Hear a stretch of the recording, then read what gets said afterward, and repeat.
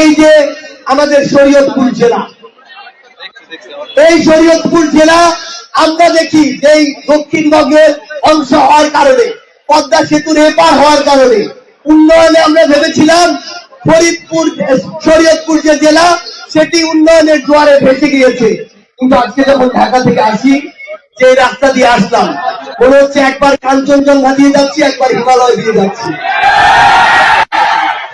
মনে হচ্ছে একবার ওই যে কিলিমাঞ্জারো রয়েছে কিংবা রকি পর্বত, আলপস মাউন্টেন, সেগুলো দিয়ে যাচ্ছি। একবার কলিজা হৃৎপিণ্ডের জায়গায় আসে, একবার হৃৎপিণ্ড পাকস্থলীর জায়গায় চলে যায়। এই যে রাস্তাগুলো, এই রাস্তাগুলো এত যে উন্নয়নের গল্প দেওয়া হয়েছে, বড় বড় মেগা প্রজেক্ট করা হয়েছে, এই মেগা প্রজেক্ট কতটা কার্যকরী ছিল? শরীয়তপুরে একজন মানুষ যখন ওই পদ্মা সেতু পার হয়ে আসতে যায়, তখন সেটার স্পষ্ট দৃষ্টান্ত দেখা যায়। আমরা শরীয়তপুরের হসপিটাল গুলোর গল্প শুনলাম। শরীয়তপুরের হসপিটাল গুলোতে নাকি এক একটা বেড পাওয়ার জন্য দালালদেরকে টাকা দিতে হয়। শরীয়তপুরের হসপিটাল গুলোতে নাকি যখন ডক্টর তার অফিসে থাকার কথা, ডক্টর তার রুমে থাকার কথা, সেখানে না থেকে ওই ব্যক্তিগত চেম্বারে গিয়ে বসে থাকে। শরীয়তপুরের হসপিটাল গুলোতে নাকি যেই অপারেশন কালকে হওয়ার কথা, সেই অপারেশন হওয়ার সিরিয়াল 10 দিন পরে দেয়, তাও টাকার বিনিময়ে দেয়।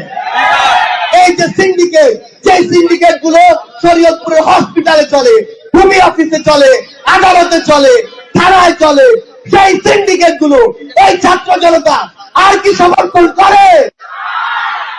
আমরা শরীয়তপুরের যারা দায়িত্বে রয়েছে, প্রশাসন বলি, রাজনৈতিক নেতৃবৃন্দ বলি, সকলকে স্পষ্ট করে একটি কথা বলে দিতে চাই, বিগত 16 বছরে এসব করার কারণে পরিণতি কি হয় তা যদি দেখতে চান, হাসিনাকে দেখুন, সালমান রহমানকে দেখুন, বিবি হারুনকে দেখুন, আরো যত মুরগি গরু ছাগল রয়েছে, ওই তাদের মধ্যে হাঁস রয়েছে, তাদেরকে দেখুন। তাদেরকে দেখে যদি আপনার শিক্ষা না হয়, তাহলে ওই হাসিনা তো পালানোর জন্য ভারত পেয়েছে, আপনি ভারতও পাবেন না, আপনাকে অ্যান্টার্কটিকার ঠিকানা খুঁজতে হবে।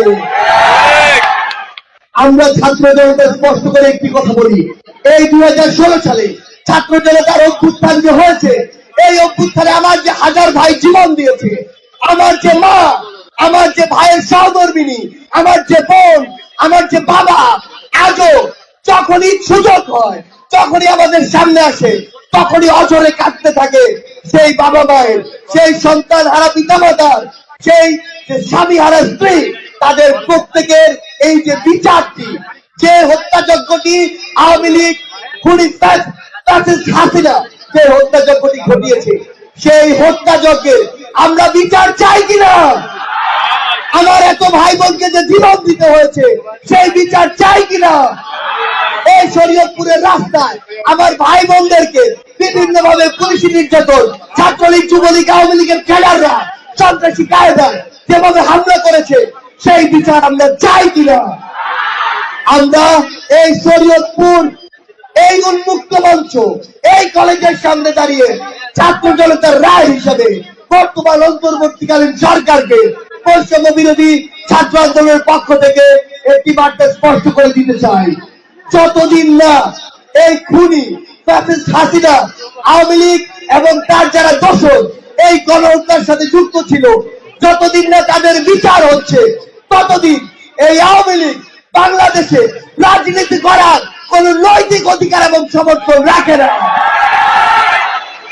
যদি এটি হয়, আমরা মনে করে নিব পৃথিবীর ইতিহাসে এমন ফ্যাসিস্ট আর গণহত্যাকারীদেরকে প্রমোট করার, রাজনীতি করার একটি বেসরকারি ভাবে সার্টিফিকেট দিয়ে দেওয়া হয়। সেই জায়গা থেকে আমরা আজকে এখানে এই যে ছাত্র জনতা, সবচেয়ে ভালো লাগছে আজকে আমার মনে হচ্ছে এখানে ছাত্রদের চেয়ে ছাত্রীদের উপস্থিতির আর অনেক বেশি। সেই জায়গা থেকে ছাত্র সমাজকে একসাথে দেখিয়ে দিতে হবে, এখন সময় নেই কাউকে পিছনে রাখার, কাউকে সামনে রাখার। সময় হচ্ছে একসাথে কাঁধে কাঁধ মিলিয়ে শুধু শরীয়তপুর নয়, বরং শরীয়তপুরকে বাংলাদেশের একটি রোল মডেল করে আগামীর বাংলাদেশ কেমন হবে, আগামীর বাংলাদেশের ফ্যাসিবাদ বিলুপ্তি কিভাবে হবে এবং আগামীর বাংলাদেশের রাজনৈতিক যে বন্দোবস্ত কেমন হবে সেটি নির্ধারণ করা। এবং আমরা আমাদের জায়গা থেকে একটি কথাই শুধু বলি, আপনাদের মতো মেধাবীদের হাত দিয়ে আগামীর যে বাংলাদেশ, সেই বাংলাদেশ এগিয়ে যান, গড়ে উঠুক নতুন বাংলাদেশ, আর সেই বাংলাদেশের নেতৃত্বে থাকুক আমাদের এই শরীয়তপুর। আমরা একটু দিয়ে শেষ করি। এই যে আন্দোলন হচ্ছে এদের ভিতরে সব থেকে বড় আন্দোলন হচ্ছে শহীদ সিরাজ কি করে কোনো ইন্ডিভিজুয়াল আন্দোলন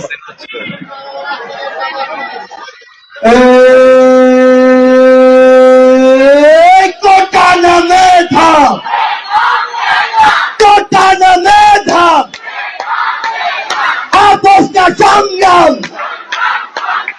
আপোষটা সংগ্রাম, তালালিনা রাজপথ, তালালিনা রাজপথ, ক্ষমতা না জনতা, ক্ষমতা না জনতা, আবু সাইদ মুক্ত, শেষানি যুদ্ধ, বিরোচিত রক্ত, আরো দেব রক্ত, রক্তের বন্যায় ভেসে যাবে অন্যায়, কোটা নামে ধাপ,